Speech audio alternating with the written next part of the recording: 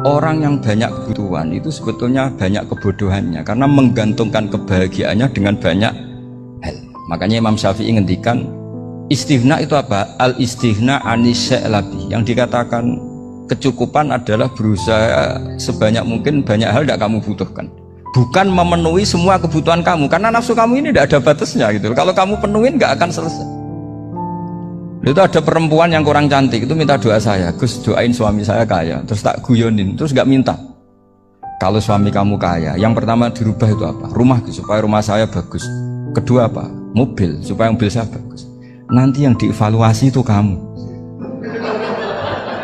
Mobil bagus, Alphard, rumah mewah, istrinya kamu, pasti itu dievaluasi. Langsung nggak usah sudah gini aja kan. Jadi pertama yang dievaluasi itu kaya itu, coba kalau suami kaya itu yang dievaluasi pertama rumah ya, rumah ganti, setelah itu apa? Mobil. Kira-kira berikutnya akhirnya sudah nggak jadi. Nabi Ibrahim itu pernah minta umur panjang, keren umur panjang. Sama Allah nggak dijawab. Datang orang tua gitu mertamu ke Nabi Ibrahim, terus disuguhi dikasih kurma. Apa itu? Kok kurma apa? Anggur yang sudah matang sekali, sudah dimakan. Setelah dimakan meler keluar lagi, dimakan lagi meler lagi. Terus Nabi Ibrahim masuk lagi ke kamar. Ya Allah, doanya tak cancel. Nanti kalau saya tua kayak itu. Jadi Allah itu nggak jawab langsung tapi ngirimkan itu. Akhirnya ya Allah nggak jadi. Nanti takut itu. Saya pernah ngalami jadi kiai tadi, ada ibu-ibu ya nggak pati cantik lah. Suaminya tuh miskin sekali. Minta doa saya supaya kaya. Bareng tak kasih pertimbangan itu udah nggak usah nggak jadi. Jadi itu kearifan. Tapi kearifan ini harus kita tanamkan. Saya nggak bisa membayangkan Indonesia yang besar ini, andai kan tidak ada qanaah, nerimo ing pantun. Coba sekarang ada Covid. Andai kan Indonesia tuh kayak Perancis. Saya beberapa kali punya tamu orang yang hidup lama di Perancis, bahkan dapat istri orang Perancis. Itu dulu gak begitu mencintai Indonesia. Tapi setelah di Perancis 2 tahun, wah Indonesia hebat. Di Perancis tuh kata dia kalau cerita, semua kebutuhan masyarakat itu dibebankan ke negara. Apa saja minta negara, apa saja nyoal negara. Sementara Indonesia, coba kalau Indonesia mengalami seperti ini kok tidak ada qanaah rimo ing pantung, bisa kios Indonesia. Orang miskin nyalahkan negara, kelaparan nyalahkan negara, apa saja. Tapi barokahnya dididik kiai jogeman nyalahno wong liya. Urip pun romo ing pandum, diame. Sampai gak ngerti kalau Covid. Banyak tuh orang-orang kampung itu, orang lugu-lugu itu. Mbah niki saking Covid, salam ning Covid muga-muga umure panjang. Dikira Covid itu nama orang yang ahli sosial itu. Mbah niki dana saking Covid. Matur nuwun sampekno salamku muga-muga umur panjang. Bingung kan yang nganterin ini. Ini gimana yang mau menjelaskan? Memang nggak paham. Ribet kan? Tapi saya pastikan bahwa dengan keadaan seperti ini kita bahagia, kita stabil, itu jelas barokahnya kalimah tadi, moto tadi atau pegangan hidup tadi. Makanya disebut al-ibarat qutun li'ailatil mustami'in, bahwa redaksi atau kata-kata atau pegangan atau filosofi hidup, apalah namanya itu adalah penyemangat. Karena kata-kata ini memang luar biasa. Ketika sahabat perang demi kebenaran, zaman itu ya pasti benar karena yang dibela Nabi. Dulu itu kan enak zaman Nabi, yang dibela mesti benarnya, musuhnya mesti salahnya. Sehingga dulu itu memang harus tegas. Lalu sekarang mau tegas gimana? Yang kamu bela tidak mesti benar, musuhnya tidak mesti salah. Ribet kan kalau misalnya saya tukaran sama Pak Rektor, kamu mau bela mana kan bingung. Saya tidak mesti bener, saya tidak Nabi. Pak Rektor apalagi gak mesti bener lagi kan? Ribet kan? Jadi kalau kita mau perang sekarang itu mau pede gimana? Enggak. Makanya banyak ulama sekarang tuh mau tegas tuh gak berani karena ya banyak hal yang abu-abu lah wilayahnya. Misalnya pilihan presiden, atau pilihan bupati, pilihan menteri. Kamu mati-matian bela itu, yang kamu bela tidak mesti bener, musuh kamu tidak mesti salah. Misalnya pilihan bupati, wah ini kabupaten ini baik kalau bupatinya ini, yang satu bilang ini, terus tim suksesnya kamu tanya, kamu yakin? Ya enggak juga. Lah kenapa semangat? Kan saya botohnya, paling alasannya ya itu aja, bukan yang lain.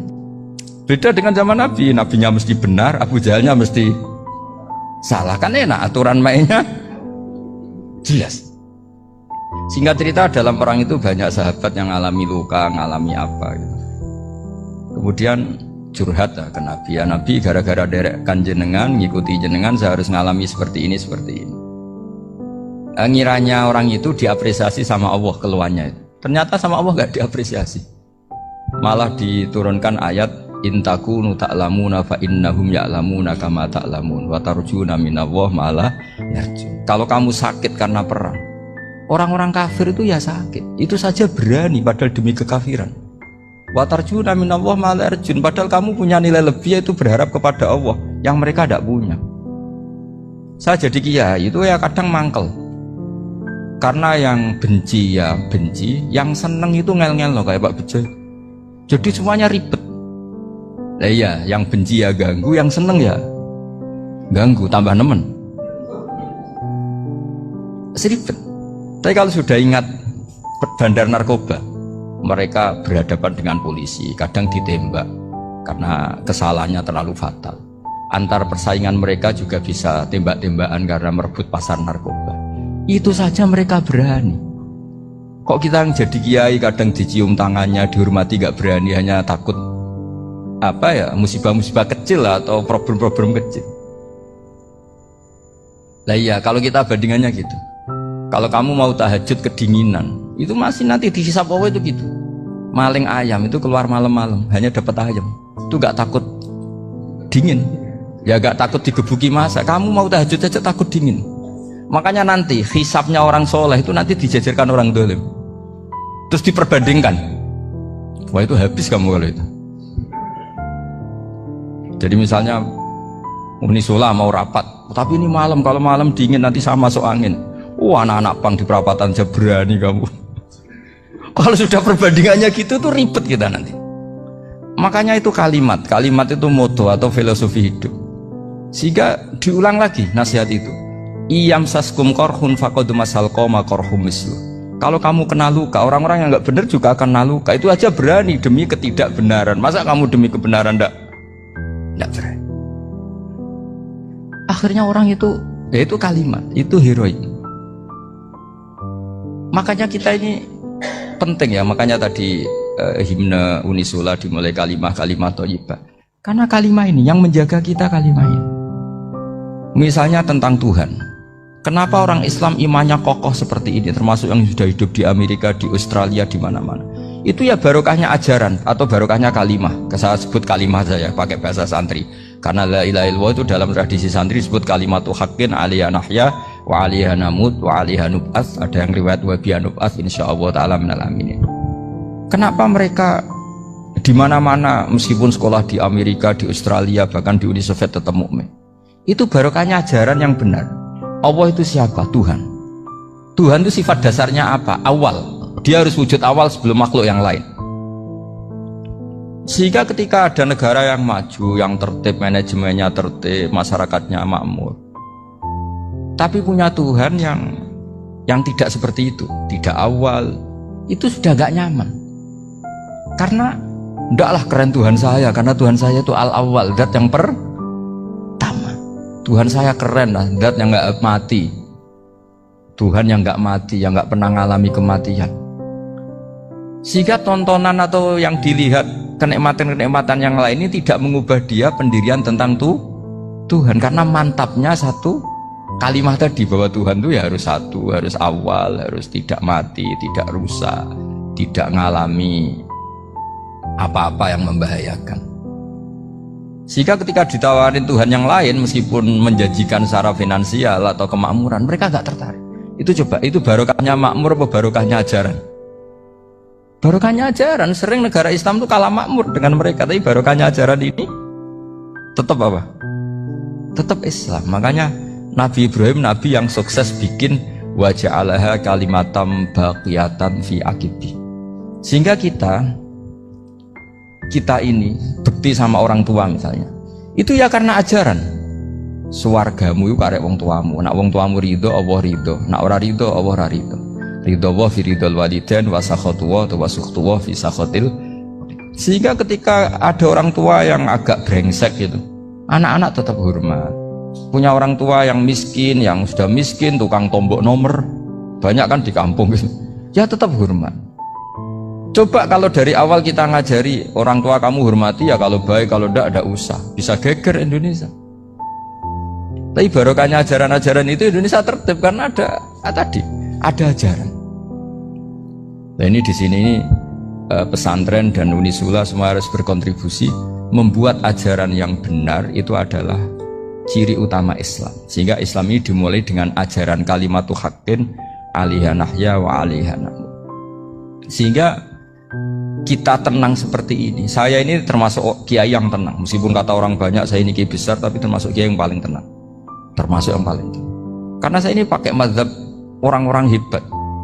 Saya berkali-kali cerita, orang kayak Imam Syafi'i itu orang yang luar biasa. Saya berkali-kali cerita, orang yang tadi nyium tangan kamu ya Imam Syafi'i, di belakang tuh ngerasani kamu, menghujat kamu. Jawabannya enak saja.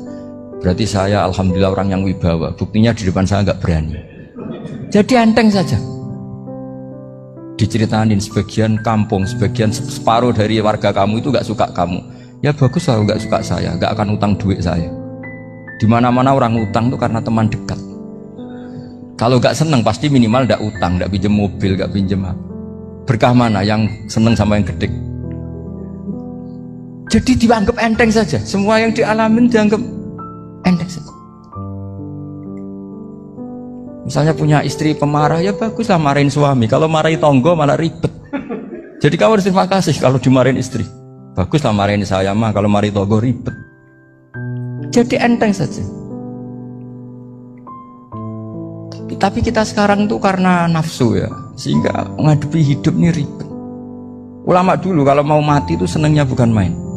Sudah lama saya ini ingin gak maksiat. Kayaknya gak maksiat paling efektif itu mati. Ya tidak apa-apa Gusti, kalau sebaiknya mati ya mati aja. Enteng saja. Jadi melihat kematian itu akhir dari segala keburukan atau potensi keburukan. Apapun baik kita sekarang, suatu saat mungkin kita gak baik. Yang bisa menghentikan ketidakbaikan atau potensi ketidakbaikan itu apa coba? Mati kan? Berarti mati itu mengerikan apa menyenangkan? Mesti kamu tidak berani menjawab. Meskipun secara ilmu kamu berani, tapi secara rasa agak berani kan? Saya ulang lagi ya, yang bisa menghentikan keburukan atau potensi keburukan itu apa coba? Apa? Kematian. Berarti kematian itu menyenangkan atau menyusahkan? Apapun kamu tidak berani jawab karena kamu agak-agak duniawi itu kelihatannya. Tapi secara ilmu kamu tahu kan kalau mati itu tidak buruk-buruk banget. Karena apa? Itu akhir dari segala keburukan. Sehingga Nabi ngajarkan kalimat itu begitu luar biasa. Allahumma ahyini maka natil hayatu khairan li wa tawaffani maka natil wafatu khairan li. Nabi melihat dunia itu begitu indah. Ya Allah, kalau saya ini hidup, anggap saja hidup ini ziyadatan li fi kulli khairin, menjadi modal saya menambah segala kebaikan. Jika suatu saat saya mati, anggap mawon rohatan li min kulli syarrin, itu akhir dari segala keburukan saya. Sehingga mati hidup ya baik karena di situ kita bisa berkontribusi beramal soleh. Mati juga baik karena mengakhiri segala keburukan.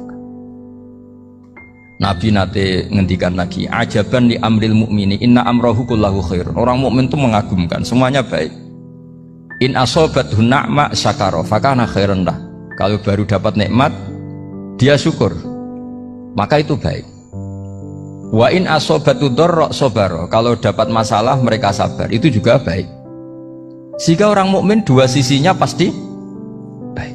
Itu juga kalimat, maksudnya moto atau pegangan hidup.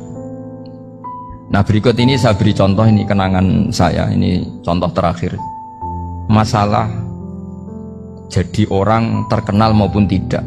Di sini dicontohkan Imam Ghazali di halaman 367 di kitab saya 367, juznya 3 di kitab Ihya Ulumuddin. Di sini beliau cerita betapa untuk menjaga ikhlas sebaiknya orang itu tidak terkenal, tidak syuhrah, tidak terkenal. Oke, itu kita sepakat ya, karena kalau terkenal mungkin orang dipaksa publik dengan tanda kutip untuk selalu berbuat baik, tapi karena jaim lah, jaga image atau apa.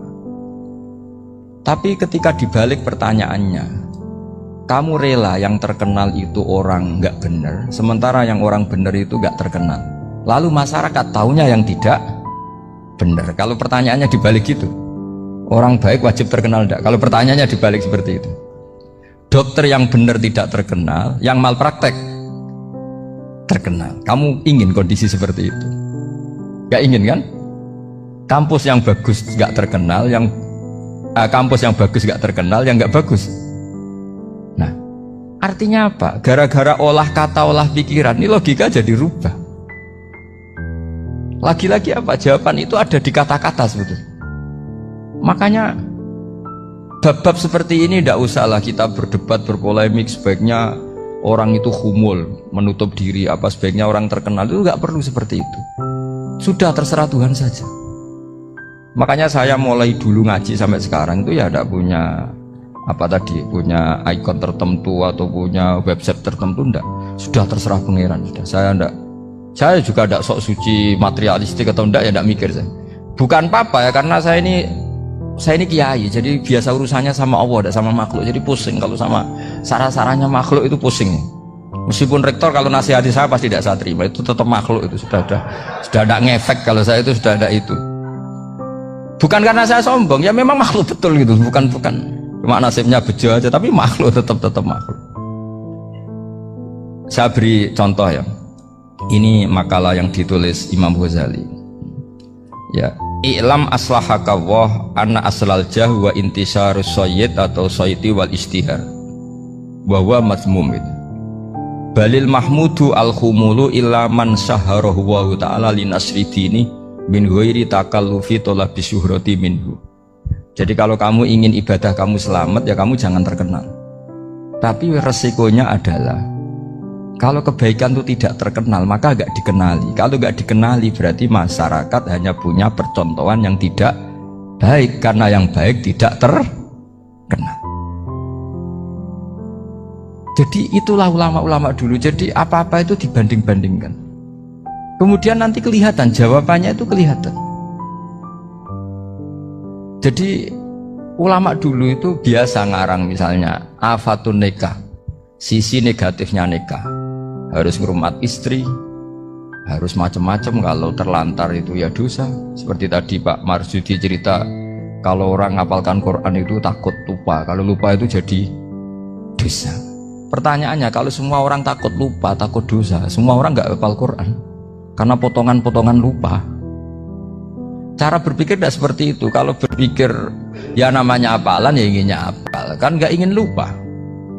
Lah nanti kalau takdirnya lupa karena hal-hal yang dimaklumi oleh syariat itu enggak yang termasuk dosa. Yang dosa itu lupa takliwiri udhrin syar'iyyan, lupa yang tidak ada sebab yang apa? Syar'i. Tapi lupa bawaan EQ-nya tidak bagus, lupa bawaan sering dibentak. Oh itu enggak masalah, karena bawaannya orang tertekan itu ya lupa. Coba kamu hafal Quran, terus punya kredit jatuh tempo, pas hari itu aku yakin enggak cerdas sudah. Itu bawaannya orang tertekan itu pasti lupa. Jadi ya saya teruskan ya. Jadi terus ada makalah yang sangat bagus sekali tentang itu. Saya baca. Wa yadullu ala dzalika anna Allah azza wa jalla amaral anbiya'a bi idharil amali lil iktida wa khassahum bi mansibin nubuwah. Wala yajuzu ayyudhanna bihim annahum khurrimu afdhalal amalin. Jadi orang yang terlalu mendewa-dewakan khumul itu menutup diri. Oke, itu baik, karena dengan khumul, dengan menutup diri Anda tidak riya, Anda tidak pamer. Tapi kata Imam Ghazali, kamu juga harus ingat, di antara syaratnya Nabi itu harus mengumumkan kalau beliau itu seorang Nabi, harus memaklumatkan kalau beliau seorang Nabi supaya bisa diikuti. Caranya sholat harus diumumkan, sehingga Nabi itu mengatakan harus jamaah, karena dengan cara jamaah itu bisa shollu kama ra'aitumuni usolli. Coba kalau Nabi sholatnya nggak diperlihatkan, kamu harus sholat yang benar, caranya gimana ya Rasulullah, itu rahasia. Bingung nggak kira-kira? Bingung nggak? Ya misalnya amal rahasia selalu lebih baik. Terus ada pertanyaan, Nabi ngendikan kamu sholat yang benar. Caranya gimana Nabi? Ya itu rahasia. Terus gimana coba?